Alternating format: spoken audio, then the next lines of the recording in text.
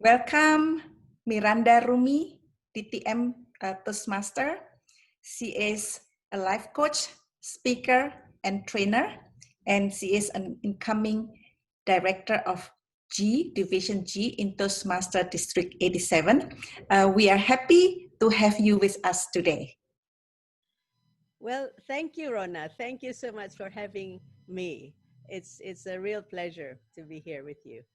Yeah, because you seems to be very energetic in every meeting, and it seems like you are very energized and very excited in every Toastmaster meeting, and you are so much that it seems like you feel you want to give everything. So you do a lot of things, like you did a mentoring for us. You did a lot of events for us. Just to make the new one like us. The newer Toastmaster getting to know Toastmaster better and get more involved with Toastmaster. That which we really appreciate it.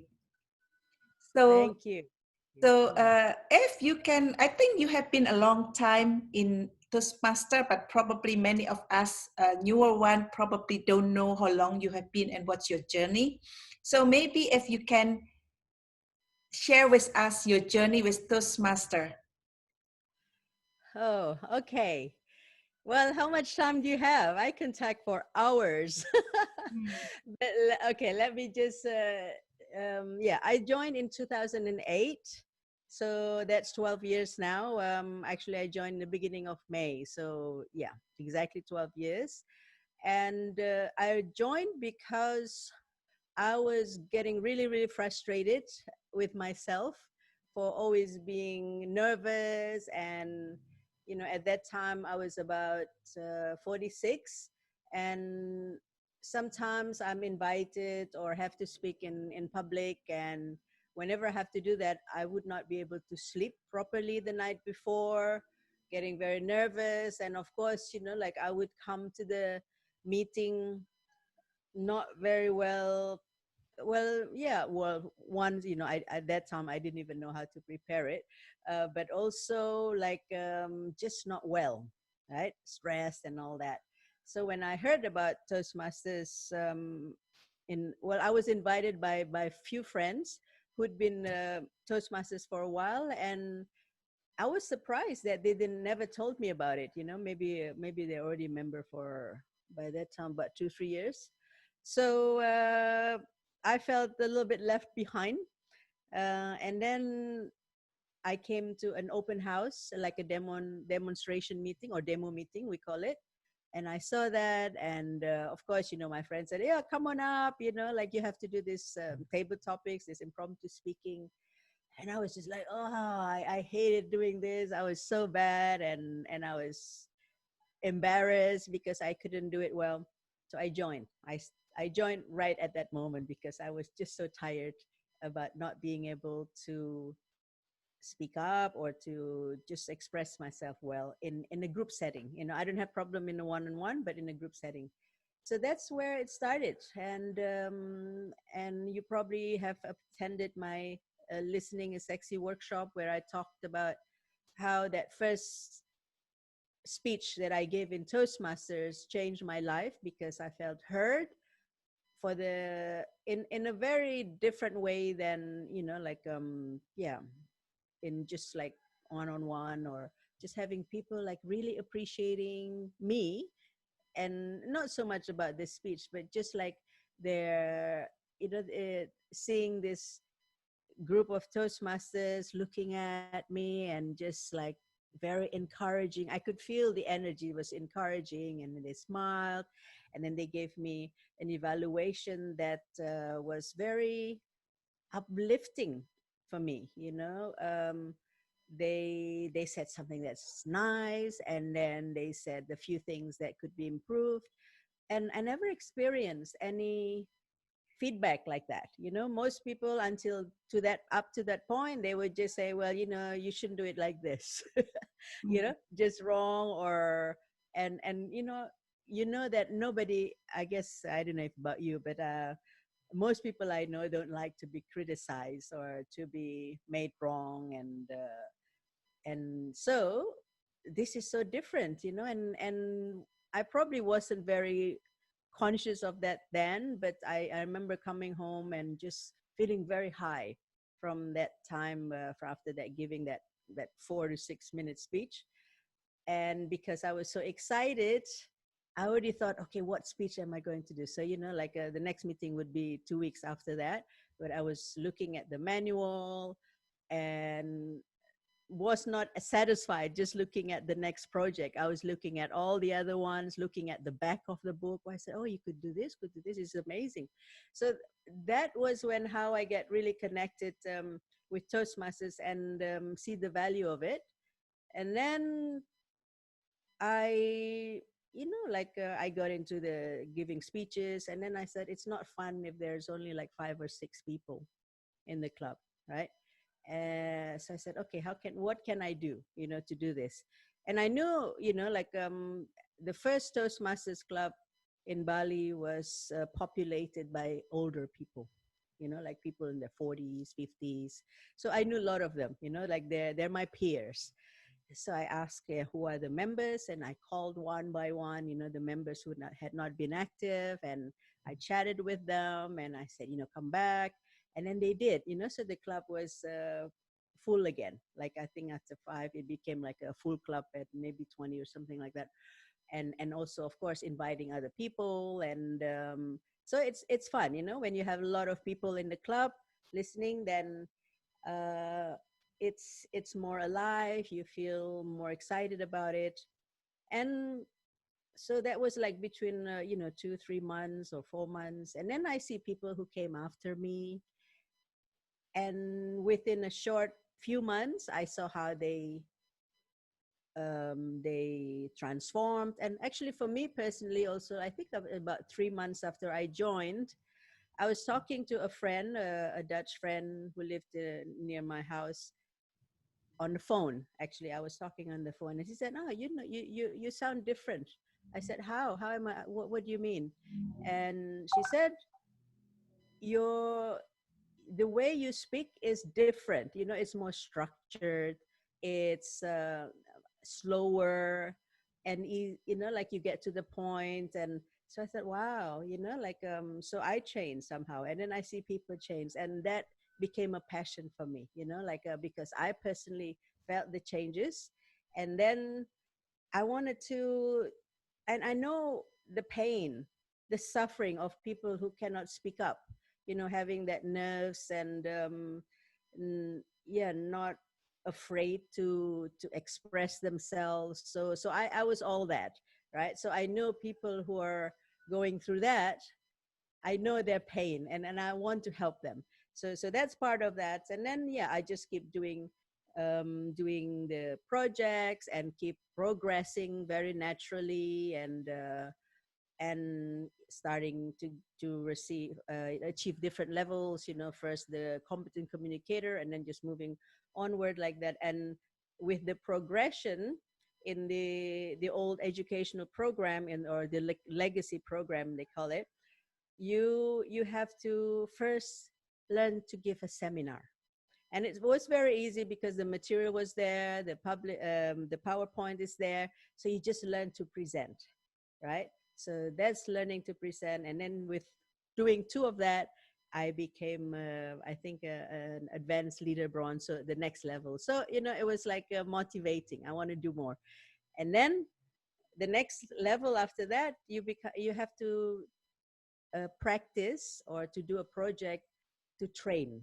And there are many manuals, from a 45-minute training until a 4-hour training. So and I'm a bit like, yeah, saying that I love to learn is probably not completely right, but coming from feeling that I was not very um I feel like I'm not worthy, so I was not worthy, or at that time. So my way of compensating with that is try to know as much as possible, learn as much as possible. Like, there's always like buying more yeah, tools, or you know l- taking more courses, because I felt that if I know more, then I would be worth more.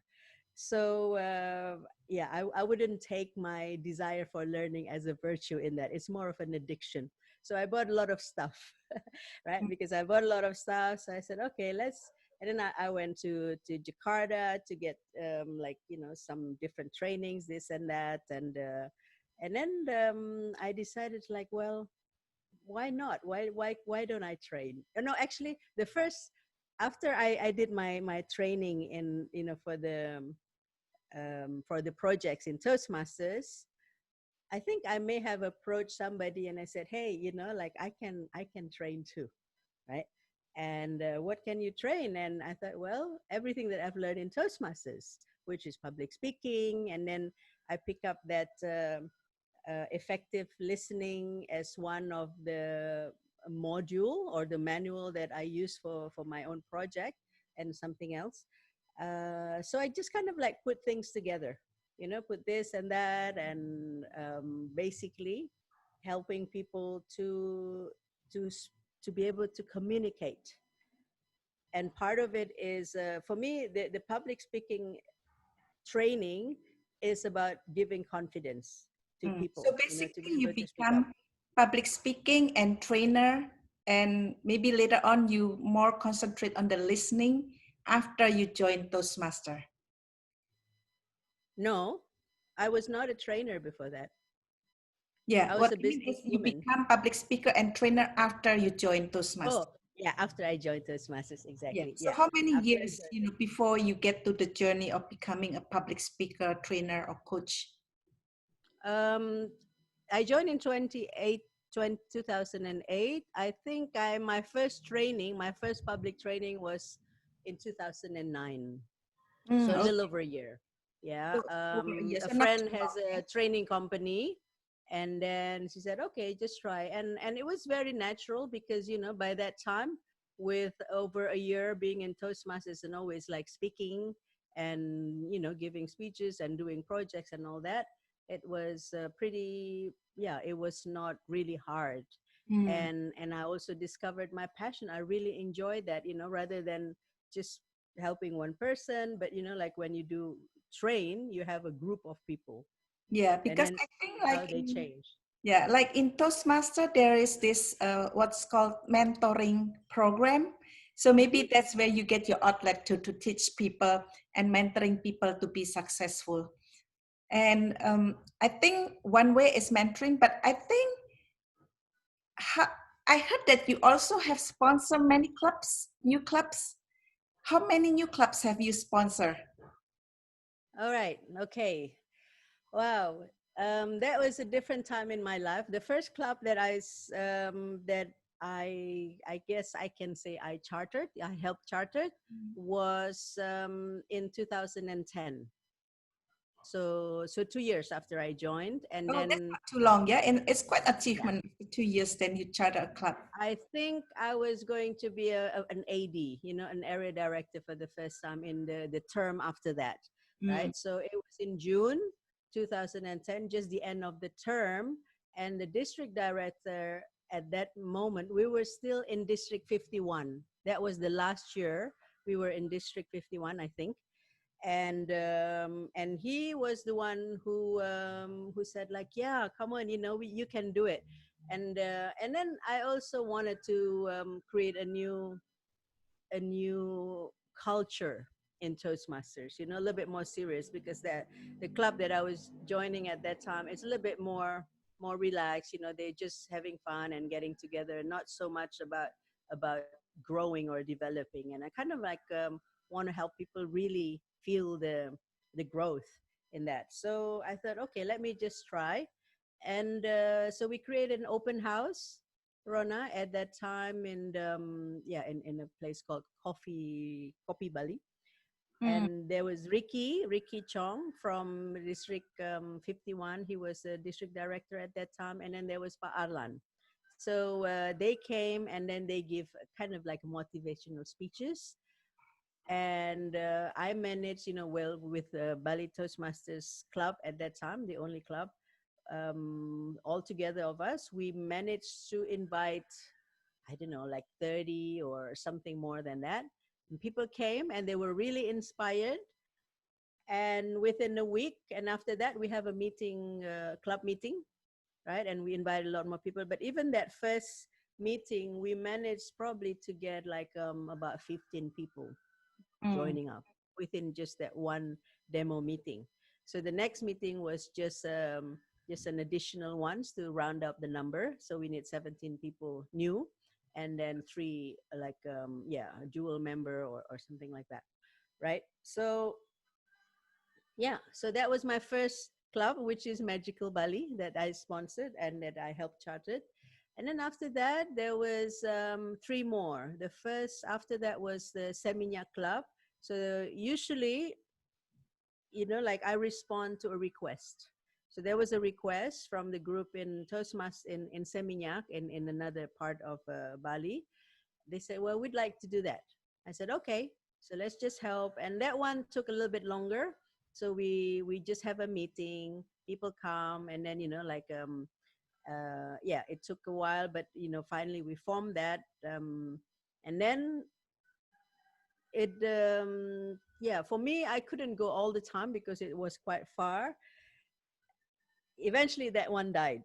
But Mm. before that one died, I also started another one called the Ubud Ashik at that time, right? And so yeah, there was also a request. I did that one. I started because I also gave a presentation at the Rotary in Ubud.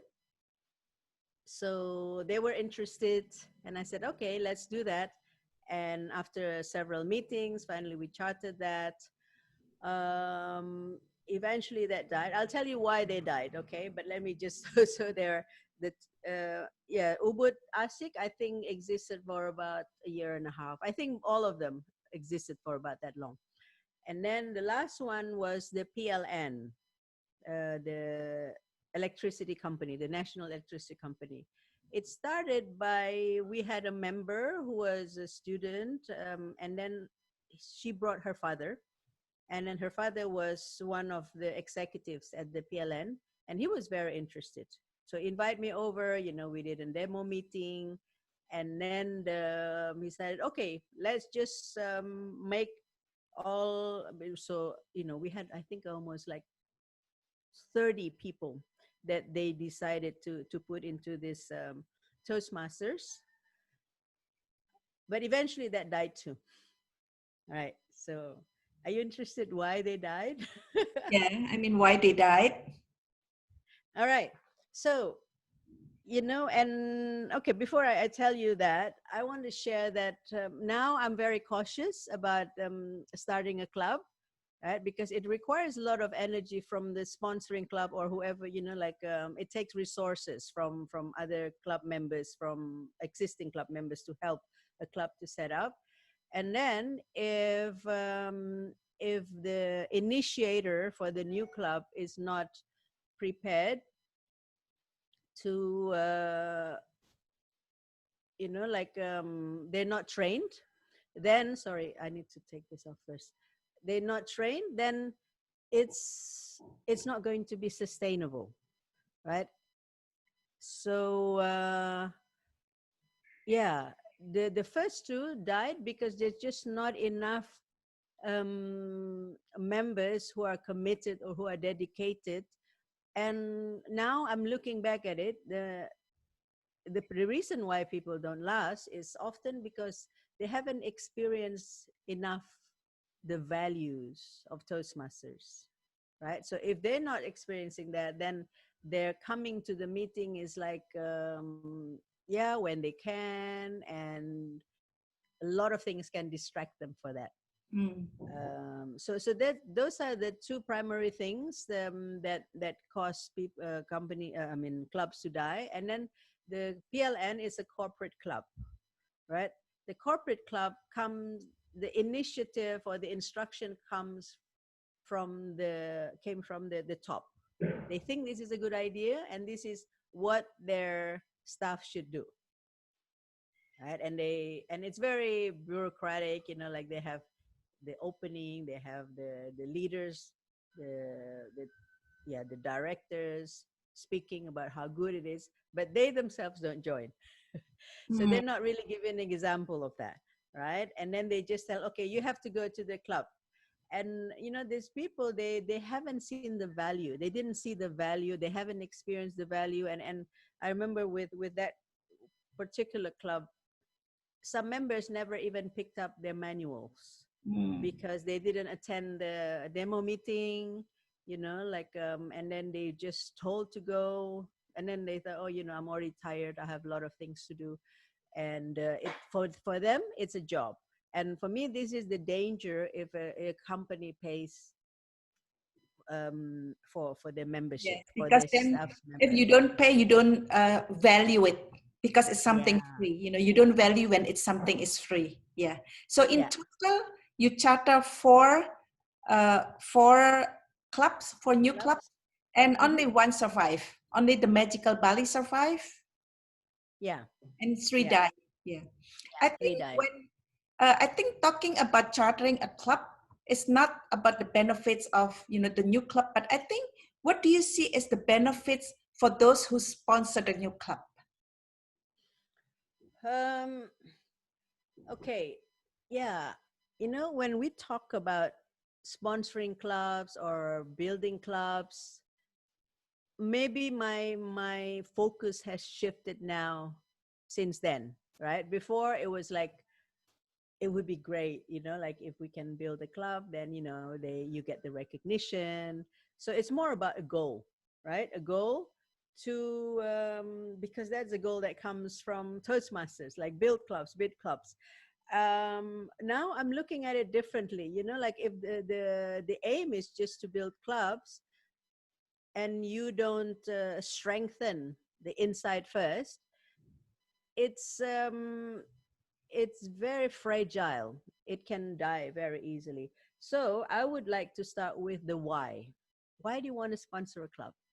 And I've been thinking a lot about this, and I think the focus should be why we need Toastmasters, right? Why we need an institution or organization as Toastmasters. For me, now I'm seeing it as, yeah, it would like make your life better, make you more empowered, make you more um, realizing your potentials, and you can do so much more. I mean, I'm the living example of that. Like my living now totally comes from what I learned in Toastmasters. As trainer, as life coach, and as even organizer, even or copywriter. So all of that came from just by being a Toastmaster. And that just opened up like so much, and there's so many things that you could do. And then the other one that I find, this is this relates to the listening part. It's about like so many people just want to be heard, and when you feel heard, you feel that you matter. Mm. And the feeling that you don't matter, that you're not good enough, that you are not enough, or like you don't deserve, or you're not worthy to be heard, or like your opinions and all that comes from the sense that yeah, I'm not good, and not having the capacity, not having been trained in it. Like our culture in Indonesia, or in Asia in particular, we taught to obey, right? Just obey, and like you listen to the teacher and you follow what the teacher says. So it doesn't really allow personalities to grow, like personalities to come out and to be seen. And like people are so diversified, diverse, so varied, so interesting. Like they have a lot of ideas, that a lot of these ideas could not come out because you could not verbalize it, right? And so this is where I now see Toastmasters really is essential. It's not just a choice, right? Or you could go to, it's just one of a trainings club or a training group or a training school, but it is essential because it's like it is an environment. It is there is supportive people in it, and it's safe. And this is very rare, Rona, to have a safe place to learn, to make mistakes, and to be accepted just as you are.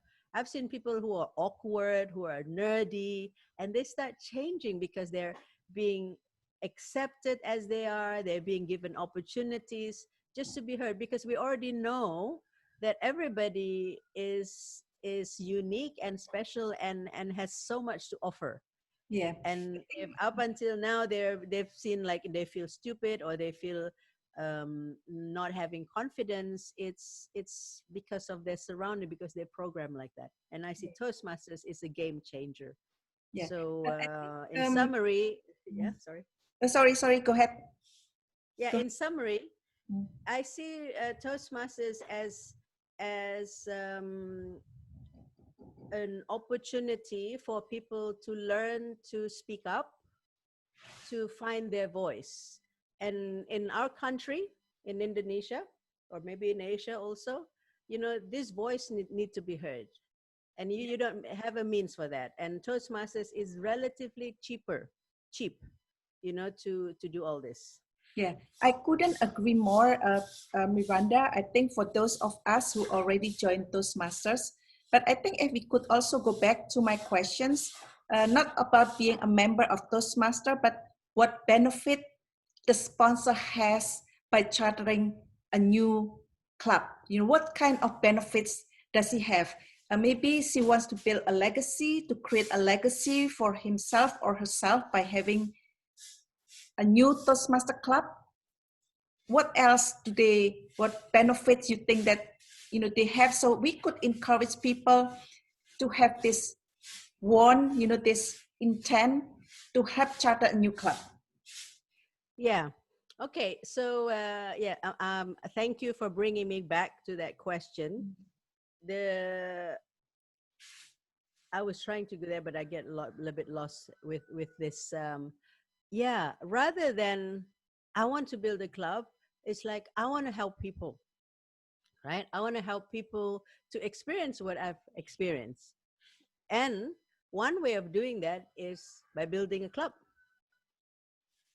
And now, if we're going to talk about Toastmasters lingo and what you actually get for that, like when you charter a club, that means you already have the initiative, that you have the desire to serve, if that is done correctly, right? If you want, because you want to help people. So how do I help people? I cannot just like put people in my club. The club is going to get too big, and it's not going to be healthy for the club to have too many people anyway. So you want to start, or maybe create a certain culture in the club. So somebody would have to be to have some kind of leadership, to have a desire like that. Right? Or they have to learn, okay, I want to build a club because I want to be able to bring more people in. How do we do that? Just that question, and then the effort you do to get the answer, or to find the competencies or skills to do that, is to me is being a leader. Okay, and then that is being appreciated, being recognized in Toastmasters. So if you have sponsored a club, then like in Toastmasters we have a title, as you already know, that is called Distinguished Toastmaster, which is like a culmination of work or effort to better yourself as a communicator, as a leader. And so to become a distinguished Toastmaster, one of the requirements, if you can be either sponsor a club, or mentor a club, or coach a club, right? One of the requirements, not all. And I think the correlation to that is the desire to serve, and going beyond your own club. So going into a bigger community. And so yeah, that's what you would get if you sponsor a club. The benefit is you learn so much for yourself. Okay, I think you mentioned you learn so much, but exactly what skill do you learn? What skill do you learn? All Mm. right. The core essence of Toastmasters is it's a non-profit organization, non-for-profit organization. So we all there without being paid, right? You and I, we're in our 50s. So we know we have worked with people who are subordinates.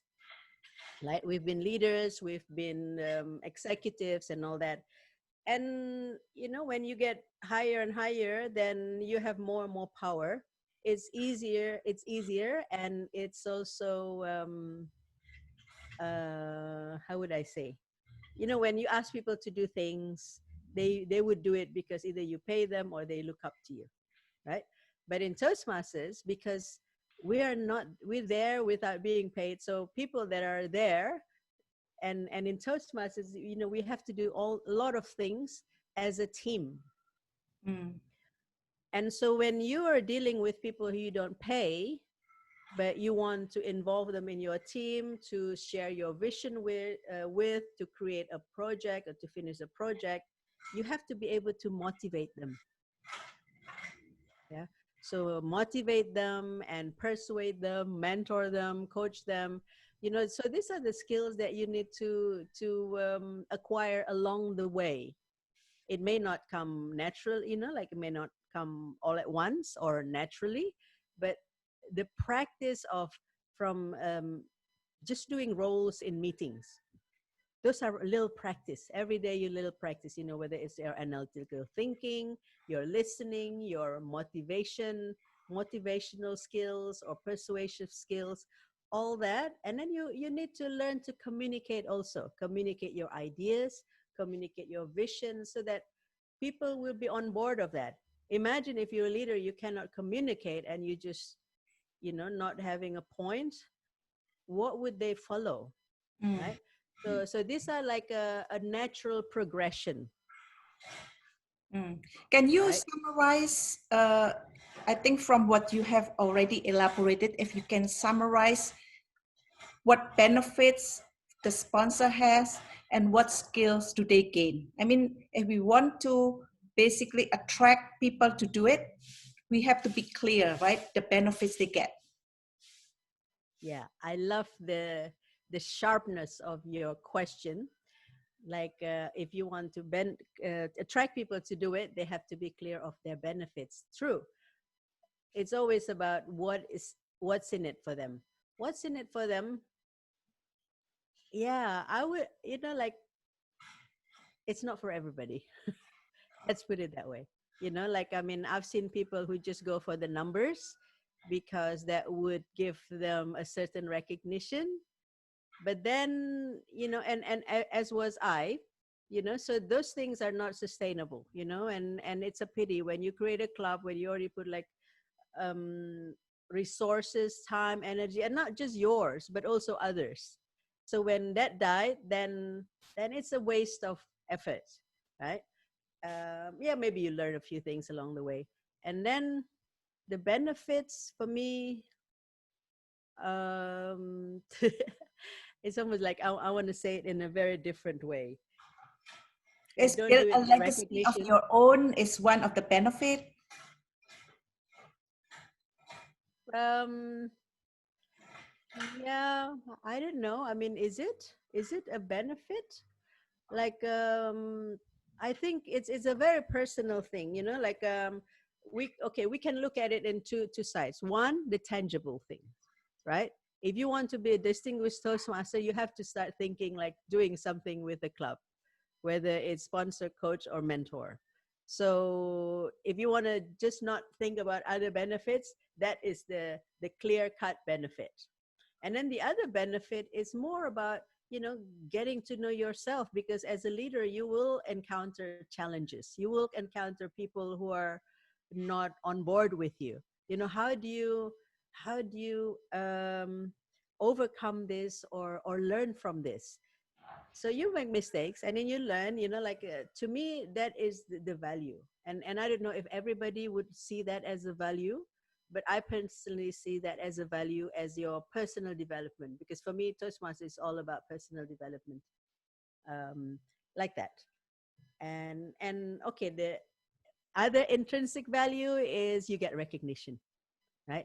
You get recognition, not just for DTM, but also from other leaders. Yeah, then they will start trusting you more. And um, if you like that kind of thing, then, like you will be rising up, right? If you are in the, if you want to, if you're in a corporate, then you would get higher and higher like that. So you get recognition from others. They see, here's somebody who's a potential leader. We want to invest in that. So people will invest in you. Leaders would start investing in you. First, Mm. like they would see you, and then they would involve you, like engage with you and invest with you, and hopefully help you get to the top also, whatever top that is for you. Is Yeah. that So clear enough? yeah, maybe if I can summarize, I think from what Okay, maybe you can do that yeah, better maybe than I me. will try to summarize. I think one is probably not probably certainly that you can build your legacy. Yeah. And then number two is that you can basically sharpen your leadership skill. And the third one is basically if you are after the DTM, the Distinguished Toastmaster, then there is still one of the requirement and you can get your DTM. And then you can also go above or going up the rank, basically in Toastmaster, if Yeah, I could summarize it correctly. you summarize it so beautifully. I'm here in awe, just seeing how clear cut that is. So thank you for doing that. My pleasure. Okay, so maybe the last one, if you could share maybe your, whatever the last one you want to say, maybe your tips about, you know, uh, the tips about sponsoring a club, or any things that you would like to basically convey to us.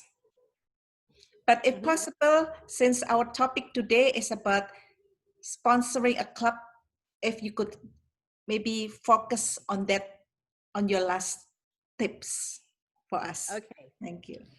All right. Thank you, Rona. So, if you want to sponsor a club, if possible, like connect with what you really want out of it, right? So, and then if you can connect that with your desire to serve, with the desire to contribute, then you would come into a different place in your commitment and in your dedication, rather than if you're just trying to chase a point or just a recognition. To me, the DTM ship is a result of it. Yeah. So if for anyone who wants to be a DTM and you think, okay, what else do I have to do? All right, I have to either sponsor a club or mentor a club or that. And then see what is it that you really want to do, how you want to serve, how you want to help others. And if you can connect with that, then things will happen very beautifully. I know Mm. it's a little bit abstract. Sorry about that. And also, I think for those clubs which survive, basically there is like at least one person who is really dedicated and see the value of being a Toastmaster. So I think she can then help, the club to be sustainable and drive the spirit of the club. Without a Yeah. single person, without having a single person, at least one, I mean, then the club I think will die. Yeah. Yeah, a one is a little bit hard, but let's put it this way. If there's one person who loves Toastmasters, who sees the benefits and the values of Toastmasters, just start talking about it. Like keep sharing that, keep showing that, and keep sharing that. And there, people will follow, Hmm. with that. Yeah. And I think, with the deaths of those clubs that I couldn't maintain or couldn't help maintain, I was not, mature enough as a leader at that time, and maybe was not responsible enough. And my desire to start the club was not coming from the place that I was just mentioning to you.